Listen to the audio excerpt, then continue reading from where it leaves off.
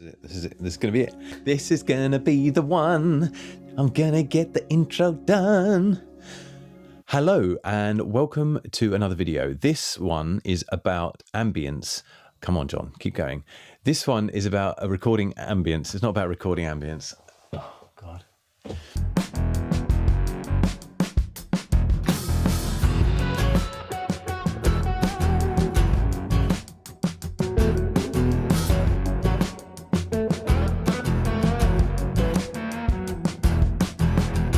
Hello and welcome to another video. Today we are talking about ambience, not ambient guitar, not big washy reverby delay stuff.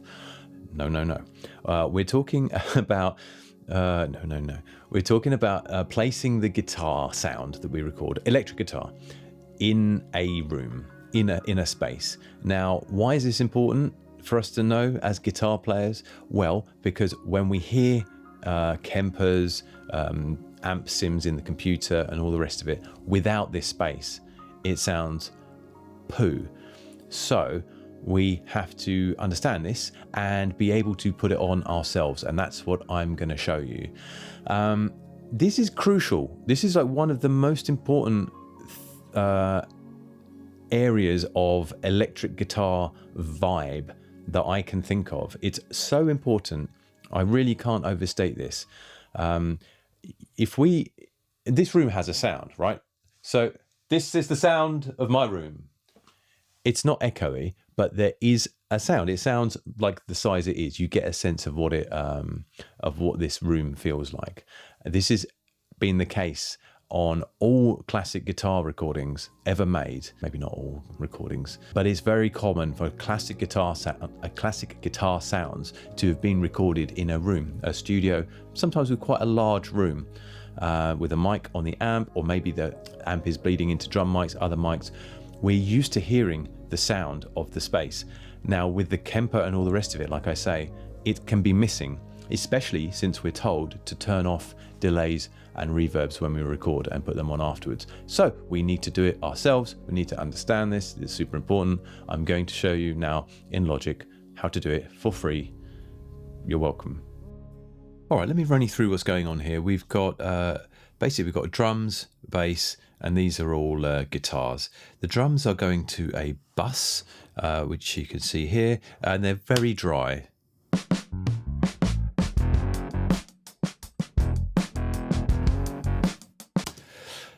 As you can see, there's not a lot going on mixing wise, so a little bit distortion on the snare, some EQ on the kick drum sample addition, and there's a compressor on the main bus. That's it. No reverb, and they're pretty dry. There's not a lot going on in terms of the room sound, but there is a little bit. Have a listen.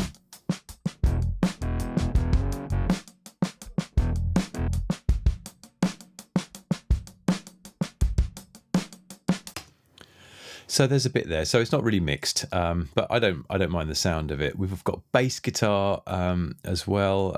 We'll come back to that in a sec. So this guitar here, the 335 Fuzz, which is also here, this is dry. This is just the Kemper, guitar into the Kemper, the hard shaper stomp box on the Kemper, which is like a fuzz, and then out digitally through the SPDIF to the interface.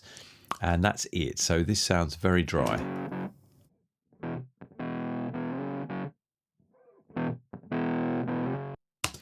Right, so what we can do here is, it's a cool sound, but it's not quite what we want. So let's create a bus 7. Here we go. Let's call this ambience.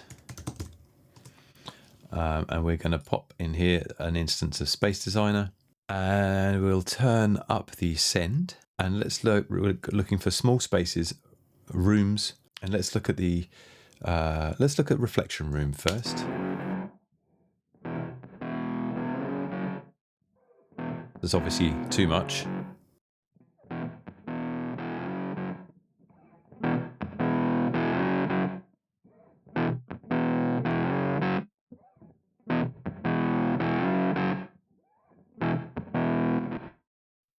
So you can hear there's almost like a slap there. Let's just turn this automation off. There's almost like a slap back. In context,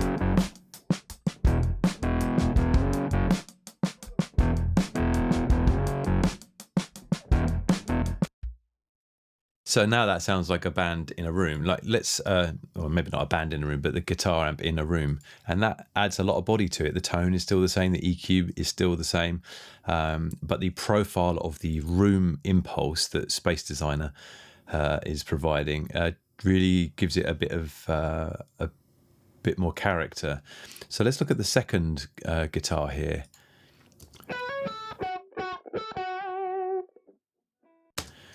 That is dry as a bone. Let's copy it. No, let's not copy it. Let's send this to the same bus and see how that sounds.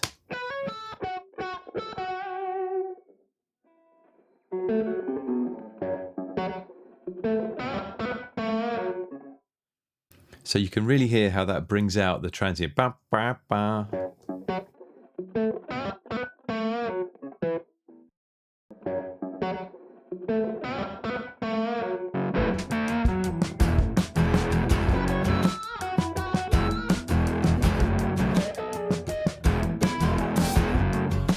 So I'm being quite generous with the reverb.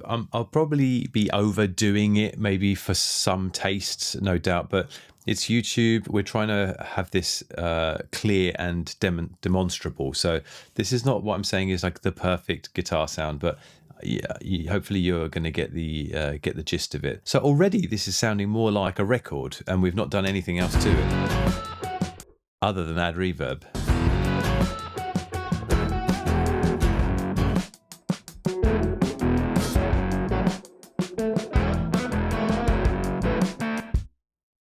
Okay, so I took away the acoustic guitar there, but let's do the same for that. So we'll go to bus 7. You don't have to use the same reverb for all of these. I'm doing it because it's going to make it clearer to sort of change it all at the end and demonstrate the kind of cumulative effect of it. But it's kind of like get what works.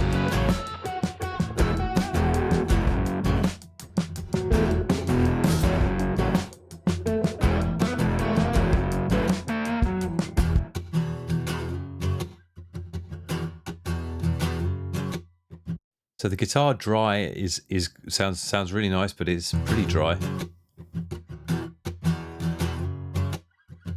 with the reverb.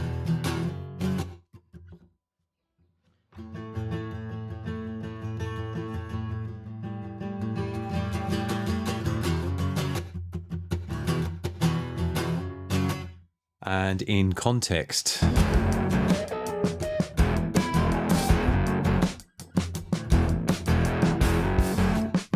Now what I'm going to do is I'm going to play it, I'm going to start with it on and then turn it off, and you'll hear the acoustic guitars kind of disappear a little bit.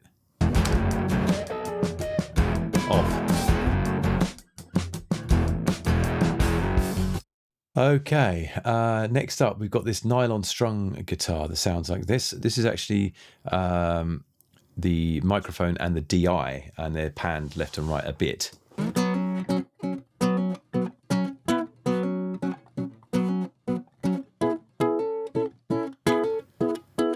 Let's try this again. Bus 7, ambience, ambience.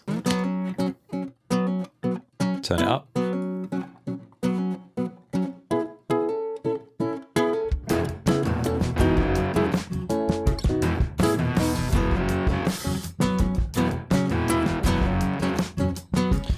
To my taste, that's not quite right. I prefer something a bit smoother on the nylon, so let's turn that off and turn on this one.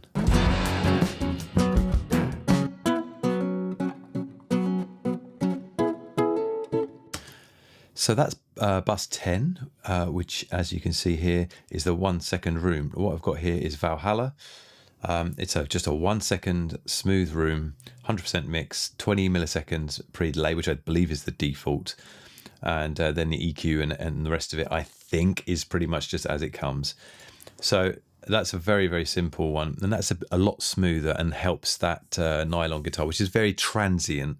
Now, we don't necessarily want to highlight those transients with the reverb. So that, to me, works a bit better.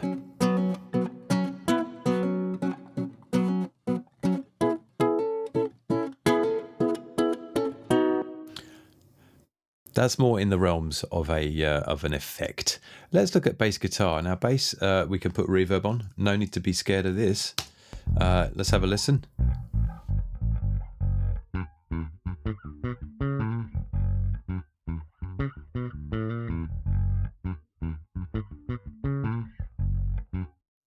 That is such a cool bass line. That's my friend Tiago Diaz, brilliant bass player.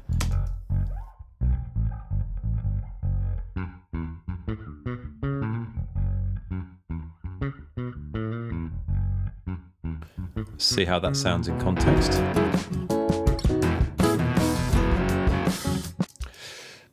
You can't hear it too much there because there's enough going on elsewhere, but let's look at the start.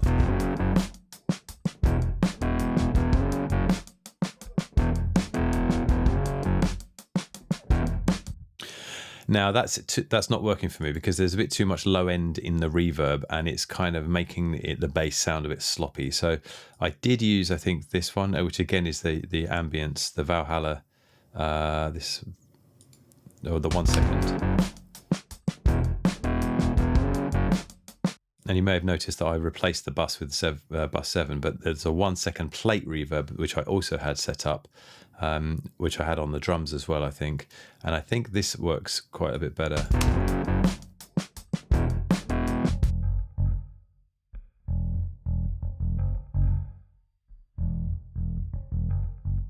You do have to be a little bit careful with bass, but it just helps it sit in the mix and sound like it's not kind of stuck on.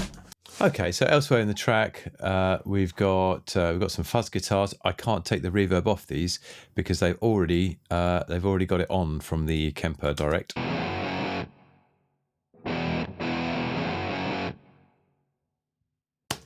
They've already got a fairly sizable one, and then there's just a solo here, and that's got.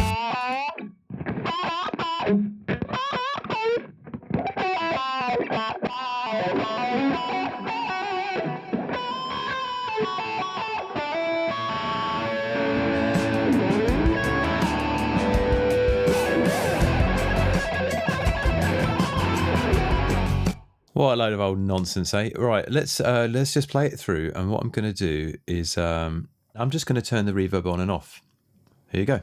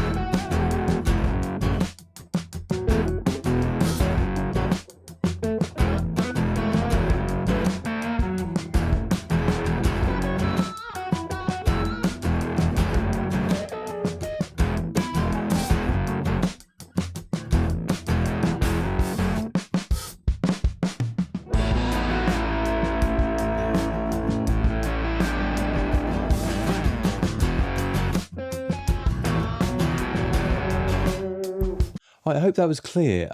Sorry about the drift there. I noticed that that the audio and the screen capture are drifting a bit. I'm not quite sure why that is, but these things happen. I hope that's helpful. So it really does start to sound more like a band, like a bit more like a band playing in a room together, rather than just a selection of audio files.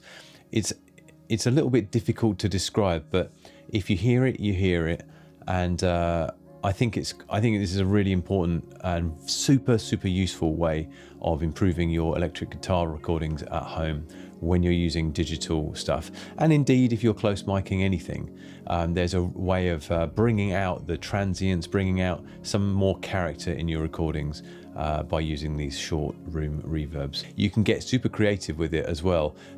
You can listen to any guitar bands and you'll hear this stuff, and once you start doing it, it opens up a whole world of possibilities, and you can start to put this on all sorts of other instruments, vocals, percussion as well, and your records, your mixing and your demos will sound much more like real records, and It's that simple. Thanks for watching. I'll be back with another video on guitar recording or possibly mixing techniques. Who knows? I don't have a plan.